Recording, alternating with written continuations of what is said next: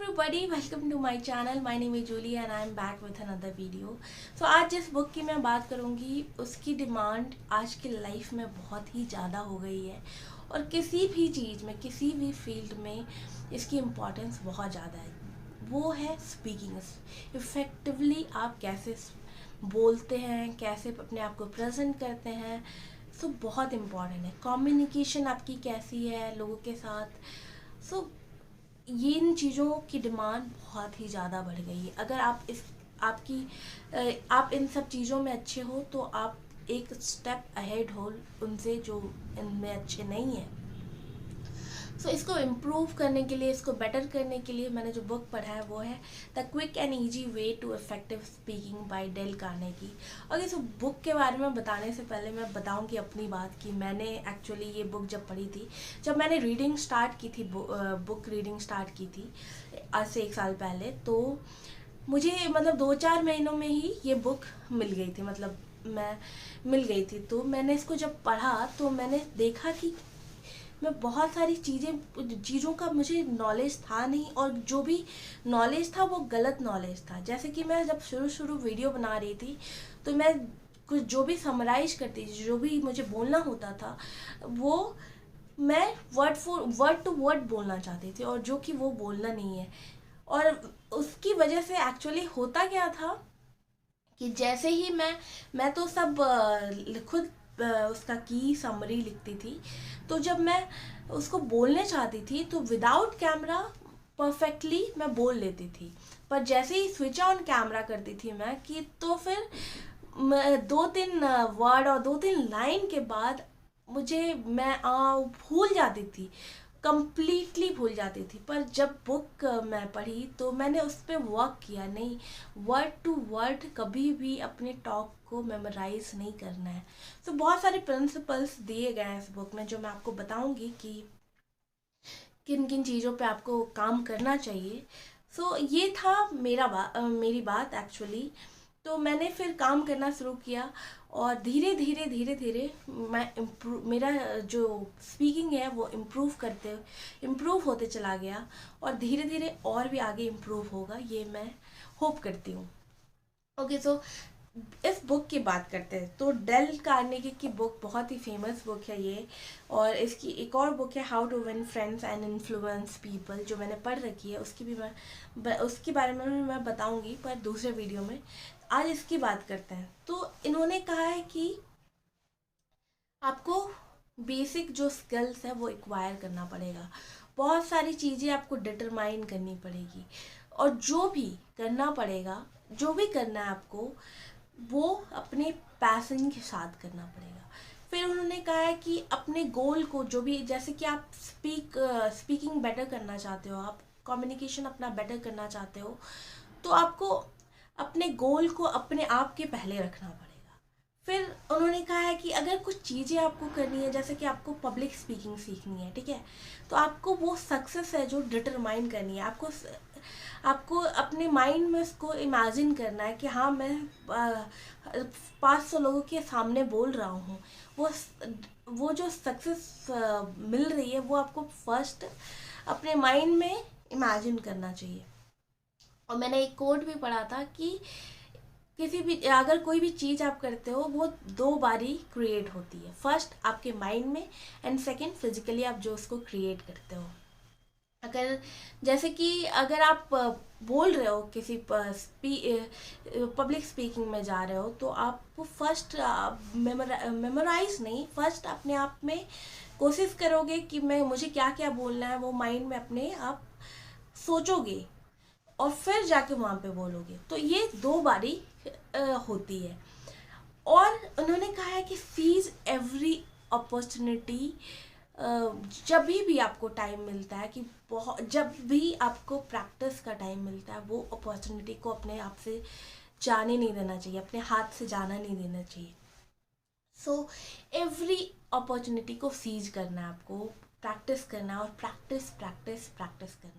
अगर जो public speaking की बात करती है, जैसे इस बुक में मैंने पढ़ा, रिसर्च के मुताबिक 80 to 90% लोगों की जो फियर होती है वो है फियर ऑफ पब्लिक स्पीकिंग, और वो फियर ऑफ डेथ से भी बड़ी होती है।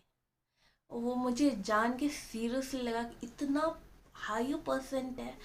और एक्चुअली होती है फियर ऑफ पब्लिक स्पीकिंग में, मेरे में खुद था वो फियर ऑफ पब्लिक स्पीकिंग। मुझे बहुत डर लगता था किसी के सामने बात करने में, किसी के सामने बोलने में। अब मेरा वो डर धीरे धीरे जा रहा है और आई होप वो पूरी तरह चला जाए।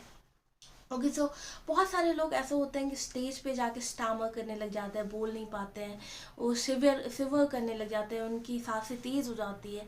तो बहुत सारी चीज़ें हैं जो होती है उनके साथ। बट वो अगर कंट्रोल में हो तो वो फिर हेल्प करता है आपको कि आपकी माइंड थिंकिंग स्पीड वो फास्ट हो जाती है। बट अगर वो अनकंट्रोलेबल है तो उसको कंट्रोल करने की नीड है। और वो अगर किसी भी चीज़ का फियर आपको कम करना है और सिंपल और इजी बनाना है तो आपको एक ही चीज़ करना है, वो है प्रैक्टिस प्रैक्टिस प्रैक्टिस प्रैक्टिस। और प्रैक्टिस से सच में ये चली जाएगी और ये रियली में चला जाएगा, क्योंकि ये मेरा एक्सपीरियंस है।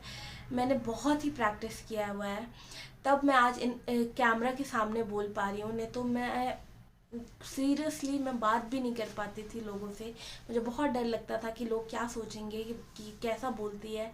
But now I am okay, मैं बात कर सकती हूँ लोगों से, अपने आप को रिप्रेजेंट कर सकती हूँ, कम्युनिकेट कर सकती हूँ किसी के साथ भी। सो ये सब चीज़ें इम्प्रूव होगी आपकी प्रैक्टिस से। ओके और इन्होंने कहा है कि किसी भी टॉक को अगर कि कहीं भी आपको कुछ भी स्पीच देने जाना है या कहीं किसी को बोलना है, जैसे कि मैं यूट्यूब वीडियो बना रही हूँ तो मुझे अगर किसी बुक के बारे में बताना है तो मुझे जो मैंने कीवर्ड लिखा है वो मैं point two point word for word same नहीं बोलना है। इन्होंने बोला है कि क्योंकि अगर आप ऐसा करोगे तो वो ह्यूमन इमोशंस के साथ नहीं आएगा। लोगों को ह्यूमन इमोशंस अच्छे लगते हैं, नहीं तो फिर वो रोबोट और आर्टिफिशियल इंटेलिजेंस के जरिए ही सुन लेंगे और वो लोग कन्विंस होंगे कि आपने उससे क्या सीखा। तो वो बहुत ही इम्पॉर्टेंट है, ह्यूमन इमोशंस बहुत इम्पॉर्टेंट है किसी चीज़ों में रहना अपने। ओके सो मेमोराइज बिल्कुल भी नहीं करना है वर्ड फॉर वर्ड। ओके और किसी भी चीज़ को अगर आप कोई भी एक टॉपिक अगर बोल रहे हो तो फर्स्ट एक पैराग्राफ ख़त्म करने के बाद ही दूसरा पैराग्राफ स्टार्ट करना है। मतलब कि आपको अरेंज करना है आपके जो आइडियाज़ को पहले कि ये मेरे को फर्स्ट ये बोलना है, सेकंड ये बोलना है। नहीं तो अगर आप मिक्स कर दोगे तो लोग समझ नहीं पाओगे। आपको वाइज रहना और कॉम्प्लेक्स चीज़ों को सिंपल तरीके से ऑडियंस के पास पहुंचाना है। ओके और रिहर्स जो मैंने बोला प्रैक्टिस, अगर कोई भी स्पीच अगर आप में जा रहे हो देने तो उसको रिहर्स करना है अपने फ्रेंड्स के साथ, अपने फैमिली से, जिसके साथ भी आप क्लोज हो, या खुद के साथ भी करना है या मिरर देख के करना है। सो वो बहुत इम्पॉर्टेंट है। ओके सो नेक्स्ट थिंग इस बुक से मैं सीखी कि कुछ भी चीज़ें अगर आप कहीं पे स्पीच देने जा रहे हो तो जो भी चीज़ें हैं वो पॉइंट टू पॉइंट नहीं बोलना। जैसे भी जहाँ से भी आप नॉलेज वो गेन किए हो वो पॉइंट टू पॉइंट नहीं बोलना। आप उनसे क्या सीखे, अपने लाइफ में क्या इंसिडेंट के थ्रू आपको स्टोरी टेल करके आपको सामने वाले को प्रेजेंट करना है। ओके और लाइफ ने आपको साथ क्या सिखाया उसके साथ कनेक्ट करके वो आपको इससे ज़्यादा ऑडियंस कन्विंस होगी। ओके और ईगरनेस दिखाना है आपको, ईगर रहना है, इंथुजियाज्म होना चाहिए आपके अंदर कि आप इंथुजियास्टिक होना चाहिए कि यस मुझे ये बोलना अच्छा लगता है, ये बताना अच्छा लगता है लोगों को। ओके सो आप जो भी टॉपिक के बारे में, जो भी सब्जेक्ट के बारे में आप बताने जा रहे हो उसके लिए आप एक्साइटेड होना चाहिए, ईगर होने चाहिए और उसके लिए आपको बहुत सारे नॉलेज रिसर्च की नीड पड़ेगी। सो वो सब चीज़ें आपके अंदर होनी चाहिए, क्योंकि अगर आपके पास एक्सपीरियंस नहीं होगा, नॉलेज नहीं होगा तो आप खुद ही एक्सपीरियंस अगर आपके पास नहीं है तो आप लोगों को कन्विंस ही नहीं कर पाओगे। So it's all about that.